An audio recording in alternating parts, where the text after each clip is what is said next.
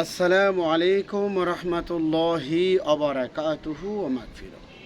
সম্মানিত সুদী, শুরু হচ্ছে ধারাবাহিক তাফসির সূরা জুমারের 16 নম্বর আয়াতে কারিমা হতে। আউযু বিল্লাহি মিনাশ শাইতানির রাজিম। বিসমিল্লাহির রহমানির রহিম। লাহুম মিন ফাওকিহিম যুলালুম মিনান নারি ওয়া মিন তাহতিহিম যুলাল ذلك يخوف الله به عباده يا عبادي فاتقون। তাদের উপরে থাকবে আগুনের আবরণ এবং নিচেও থাকবে আগুনের আবরণ।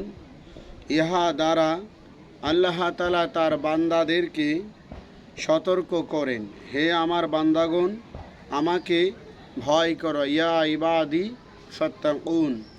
আল্লাহ রব্বুল আলামিন জাহান্নামের আলোচনার মাধ্যমে বান্দাকে জাহান্নামের ভয় ঢুকিয়ে জান্নাতের রাস্তায় চলার জন্য অনুপ্রাণিত করে থাকেন।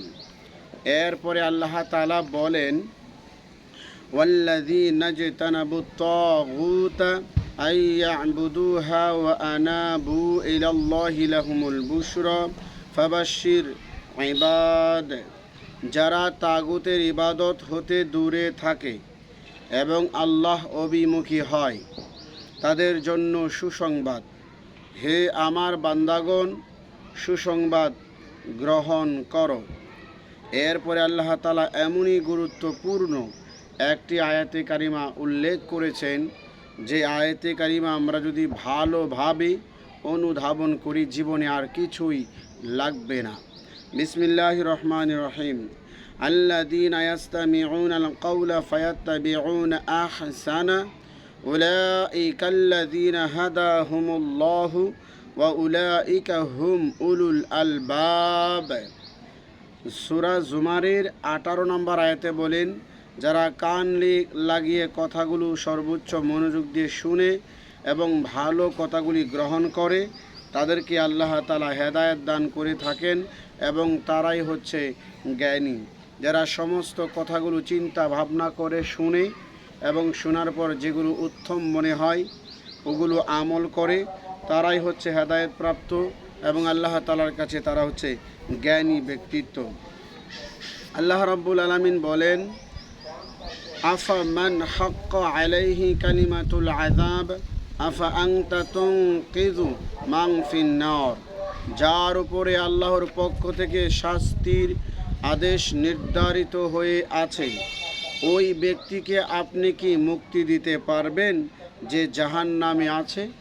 অর্থাৎ হে রাসূল, যার মন্দ কাজের জন্য শাস্তি তাদের উপরে নির্ধারিত হয়ে আছে, আপনি কি তাদেরকে জাহান্নাম থেকে বাঁচাতে পারবেন? যারা জাহান্নামী অলরেডি হয়ে আছে, যাদের তাওবার কখনোই কবুল হবে না, তারা হচ্ছে আয়াতের শানে নজুলের মধ্যে ইবনে আব্বাস রাদিয়াল্লাহু আনহু বলেন, তারা হচ্ছে 1 উতবা, 2 উতাইবা, 3 মাইতাব।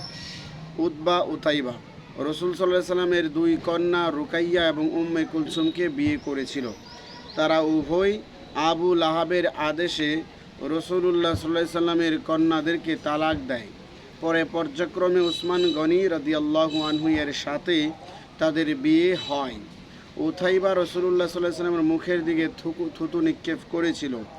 আল্লাহ রাসূল সাল্লাল্লাহু আলাইহি সাল্লাম তার জন্য বদদোয়া করেছিলেন। ফলে সিরিয়া সফরকালে তাকে চিতাবাঘে আক্রমণ করে এবং খেয়ে ফেলে। মক্কা বিজয়ের পরে আবু লাহাবের 2 পুত্র উতবা এবং মাতাব হযরত আব্বাস রাদিয়াল্লাহু আনহুর মধ্য অবস্থায় আল্লাহ রাসূলের সামনে উপস্থিত হয়ে ইসলাম গ্রহণ কবুল করেন।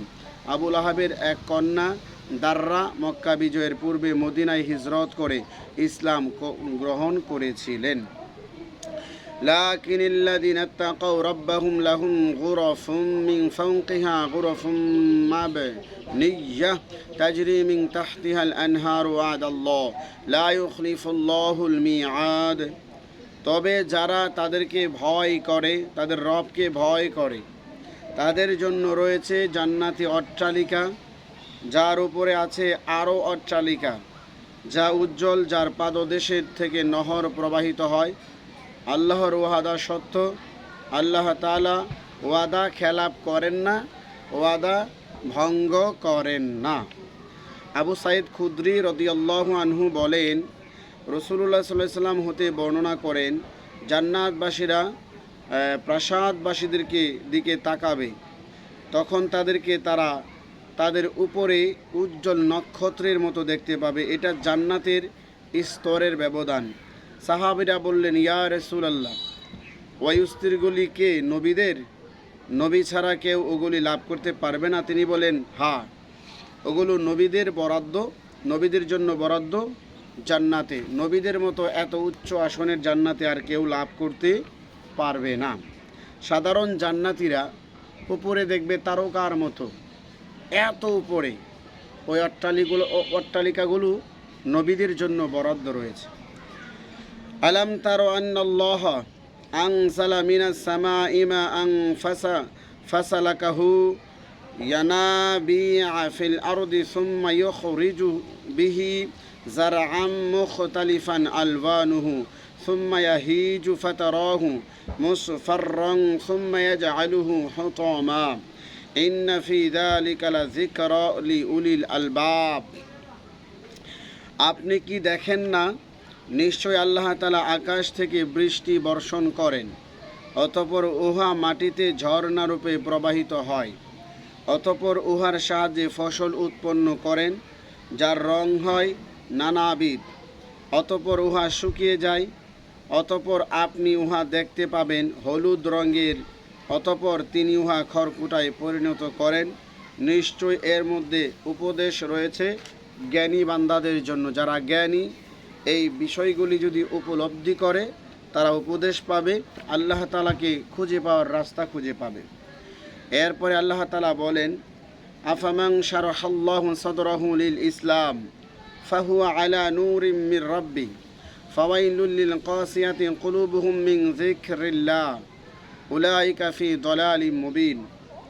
আল্লাহ ইসলামের জন্য যার হৃদয়কে খুলে দিয়েছেন এবং সে তার রবের পক্ষ হতে আলোর মধ্যে অবস্থান করছে।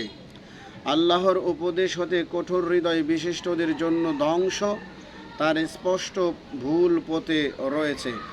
সাহাবাগণ রাসূলুল্লাহ সাল্লাল্লাহু আলাইহি সাল্লামকে জিজ্ঞেস করেছেন, ইয়া রাসূলুল্লাহ, ইসলামের জন্য আল্লাহ তাআলা কিভাবে মুমিনদের বক্ষ খুলে দেন?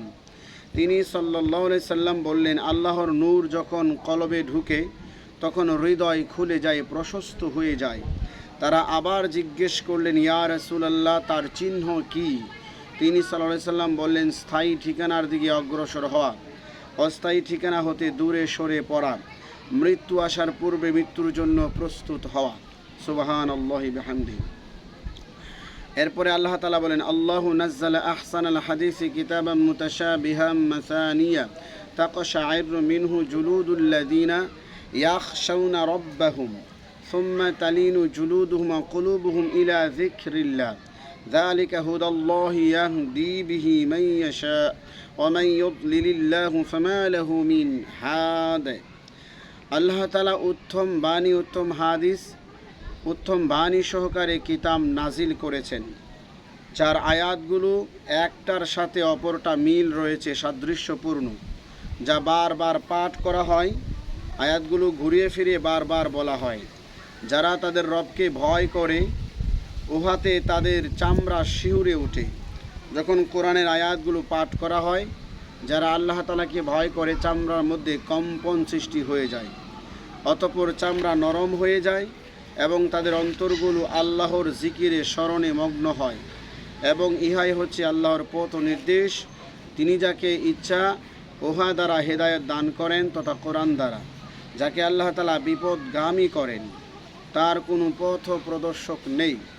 আল্লাহ তাআলা যাকে বিপদগামী করবেন, তারা কোরআন বুঝবে না, কোরআন বোঝার চেষ্টাও করবে না, তারা আউলিয়া কেরাম বুঝবে না, নেককার লোক চিনবে না, চিনার চেষ্টাও করবে না।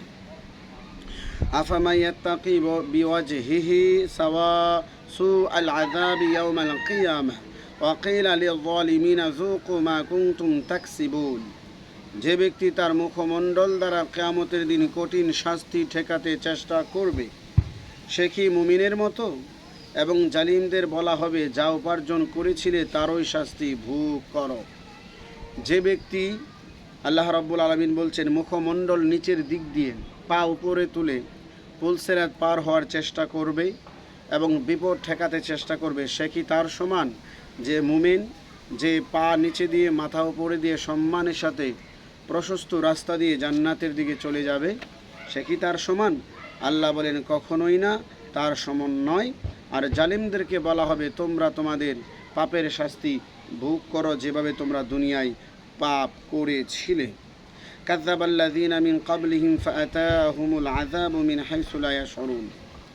তাদের পূর্ববর্তী গণ রাসূলদেরকে অস্বীকার করেছিল, অতঃপর তাদের কাছে এমনভাবে শাস্তি এসেছিল যা তারা টের পায়নি।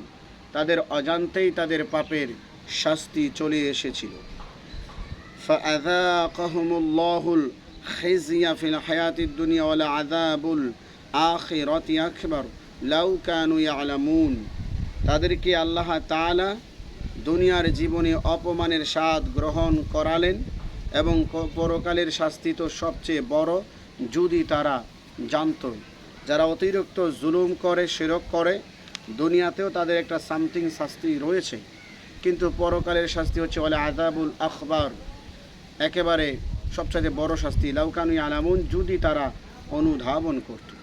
ওয়ালাকাদ দরবনা লিন-নাসি ফি হাযাল কুরআনি মিন কুল্লি মাসালিন লাআল্লাহুম ইয়াতাযাক্কারুন। এই কোরআনের মধ্যে আমি মানুষের জন্য সর্বপ্রকার দৃষ্টান্ত উপস্থিত করেছি, যাতে তারা উপদেশ গ্রহণ করতে সহজ হয়, বিষয়টা উপলব্ধি করতে সহজ হয়। কুরআনান আরবিয়্যান গায়রা যী ইওয়াজিল লাআল্লাহুম ইয়াত্তাকুন। সরল সহজ আরবি ভাষায় অবতীর্ণ হয়েছে কোরআন, যাতে তারা সাবধান হতে পারে। আরবদের ভাষা আরবি, আরবি ভাষায় সরল ভাষায় কোরআন নাজিল হয়েছে, যেন আরবিয়ানরা সহজেই কোরআনুল কারীম বুঝতে পারে, মুখস্থ করতে পারে, উপদেশ গ্রহণ করতে পারে। দরবাল্লাহু মাসালার রাজুলান ফীহি শুরাকাউ মুতাশাকিসুনা ওয়া রাজুলান সালামান লিরাজুল হাল ইয়াস্তাবিয়ানি মাসালা আলহামদুলিল্লাহি বাল আকসারুহুম লা ইয়ালামুন। আল্লাহ তাআলা একটা উদাহরণ দিচ্ছেন, এক ব্যক্তির একাধিক মালিক আছে যারা পরস্পর বিরোধী, অপর ব্যক্তি একজনের কাছে আত্মসমর্পণকারী, উদাহরণ দুটো কি সমান? সমস্ত প্রশংসা আল্লাহর, কিন্তু তাদের অধিকাংশই উহা জানে না। অর্থাৎ যে ব্যক্তি এক আল্লাহকে মানে এবং এক আল্লাহর উপাসনা করে, আরেক ব্যক্তি তার অনেকগুলো খোদা রয়েছে যারা এক খোদা আরেক খোদার বিরোধী, এই দুই উদাহরণ কি এক সমান হতে পারে? যিনি এক আল্লাহর ইবাদত করে তার ইবাদত সহজ হয়, আর যে ব্যক্তি বহু খোদার ইবাদত করে তার জন্য প্রবলেম তৈরি হয়, সমস্যা তৈরি হয়। আবার একজন আরেকজনের বিরোধী, তাদেরকে খুশি করতে জীবন চলে যায়। দেব দেবী, খ্রিস্টান, হিন্দু, বৌদ্ধ কেউ কাউকে পছন্দ করে না, কিন্তু যারা এক আল্লাহর ইবাদত করে তাদের তো আল্লাহ একটাই। লোক হোক হাজার হাজার, হাজার হাজার মুসলমান, কোটি কোটি মুসলমান, মিলিয়ন ট্রিলিয়ন বিলিয়ন মুসলমান, কিন্তু আল্লাহ তো একজনই, এই জন্য হিসাব সহজ। আল্লাহ রাব্বুল আলামিন রাসূলকে বলছেন, ইন্নাকা মাইয়িতু ওয়া ইন্নাহুম মাইয়িতুন। নিশ্চয়ই আপনিও মরণশীল এবং নিশ্চয়ই তারাও মরণশীল। হে রাসূল মুহাম্মদ সাল্লাল্লাহু আলাইহি সাল্লাম, তিনি ফেরেশতা নন, আমাদের মতো দেখতে মানুষ, শুধু এতটুকু যে তার কাছে ওহী এসেছে, সাধারণ মানুষের কাছে ওহী আসেনি। কাজেই সাধারণ মানুষ যেভাবে মরবে, মুহাম্মদ সাল্লাল্লাহু আলাইহি সাল্লাম সেভাবে দুনিয়া থেকে বিদায় হবে, তবে মৃত্যুটা আমাদের মতো হবে না। আল্লাহ রাব্বুল আলামিন এই আয়াতে বললেন যে ইন্নাকা মাইয়িত, এরপরের আয়াতে বললেন সুম্মা ইন্নাকুম ইয়াওমাল কিয়ামাতি ইনদা রাব্বিকুম তাখতাসিমুন। অতঃপর নিশ্চয়ই তোমরা কিয়ামতের দিন তোমাদের রবের সম্মুখে বাক্য বিনিময় করবে। হক ও বাতিল, জালিম মজলুমের মধ্যে বাক্য বিনিময় হবে হক ও বাতিল সম্পর্কে। আল্লাহ রাব্বুল আলামিন আমাদের সকলকে এই আয়াতগুলোর ব্যাখ্যা, আয়াতগুলোর তাফসির আমাদের বাস্তব জীবনে বাস্তবায়ন করার তৌফিক দান করুন। আজকের জন্য এখানেই সমাপ্ত।